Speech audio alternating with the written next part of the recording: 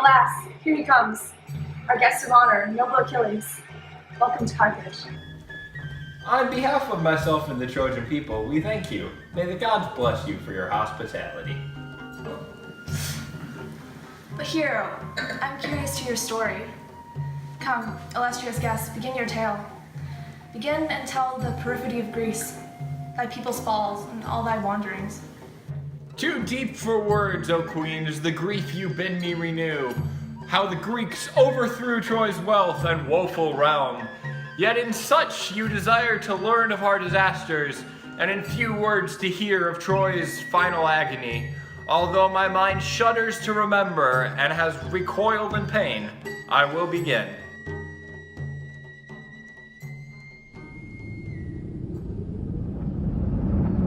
The leaders of the Greeks, opposed by the fates and damaged by the war, build a horse of mountainous size, through Pallas' divine art, and weave planks of fur over its ribs.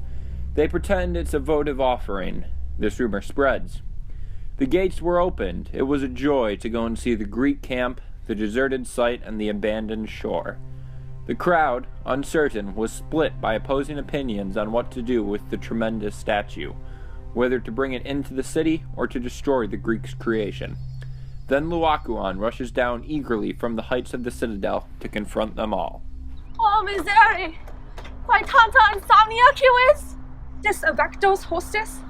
Aut ulla putatis dona carare dole donarum? Sic noctis olixis? Aut hoc inclusi linguo occultantur acivi? Aut haec in nostros fabricata est machina muros. Inspectaro domos mentaraque desper urbi, at aliquis latet error. Quos nos curtate te curi. Quicquid est, meo danonis et dona ferentis. See, meanwhile, some Trojan shepherds, shouting loudly, dragging a youth, his hands tied behind his back, to the king. A Greek by name of Sinon had placed himself in their path, calm in mind, and ready for either course, to engage in deception or find certain death. Priam commanded for Sinon to speak, telling the crowd to listen now to Greek treachery, and learn of all their crimes from just this one.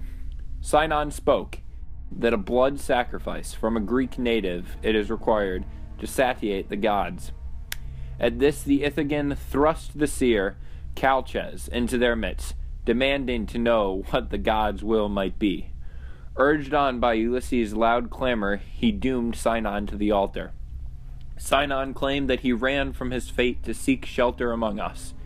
He begged us to have pity on such troubles, pity the souls that endures undeserved suffering. Priam's heart was softened, and declared that Sinon would have a new people. Still perplexed, Priam asked Sinon to explain the purpose of the hulk of a horse still settled just outside of the Trojan gates. Sinon said that they had built the statue of a horse for the wounded goddess instead of the Palladium to atone severely for their sin. If your hands violate Minerva's gift, he warns, then utter ruin would come to you and the Trojans. Yet if it ascend into your citadel, dragged by your hands, Asia would come to the very walls of Pelops in mighty war, and a like fate would await our children. In the benign stillness of the silent night, Sinon, protected by the gods' unjust doom, sets free the Greeks imprisoned by planks of pine in the horse's belly. They invade the city that's drowned in sleep and wine, and link their clandestine ranks. It was the hour when first sleep begins for weary mortals, and steals over them as the sweetest gift of the gods. See and dream before my eyes, Hector seemed to stand there. Dragging heavy sighs from the depths of his heart, he says, "Ah, son of the goddess, fly, tear yourself from the flames. The enemy has taken the walls, Troy falls from her high place. Enough has been given to Priam and your country. If Pergama could be saved by any hand, it would have been saved by this. Troy entrusts her sacred relics and household gods to you. Take them as friends of your fate. Seek mighty walls for them. Those you will find at last when you have wandered the seas."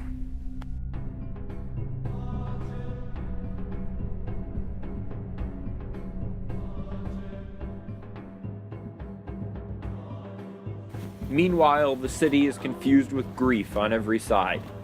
Now the truth is obvious, and the Greek plot revealed.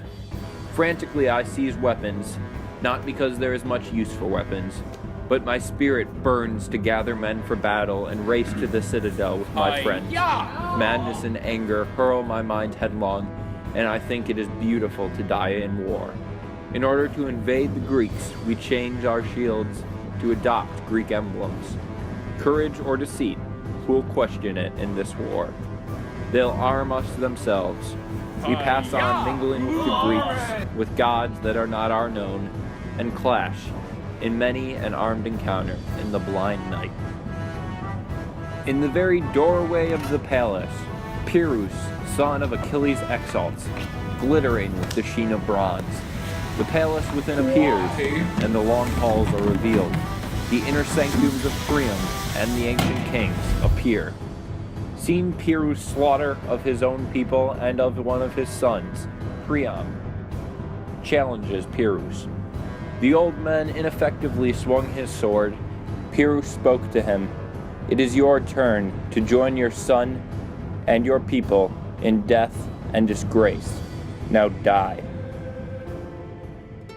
I saw the daughter of Tyndareus, Helen, close to Vesta's portal, hiding silently in the secret shrine. The bright flames gave me light. I burned with rage. Shall she, unharmed, see Sparta again and her native Mycenae, and see her house and husband, parents and children, and go in the triumphant role of a queen? I readied my sword and advanced towards Helen, when suddenly Venus, my divine mother, appeared.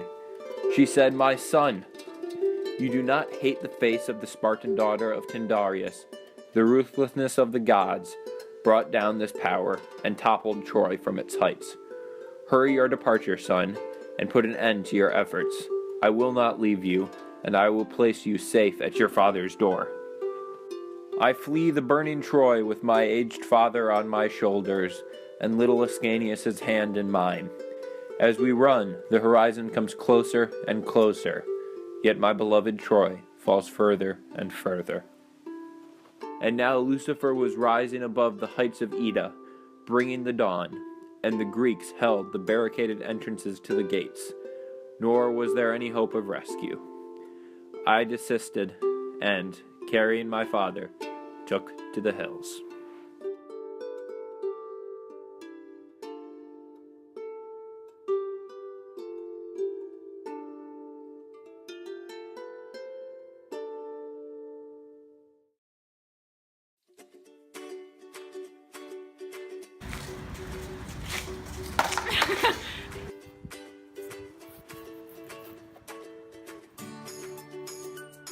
Dios mío!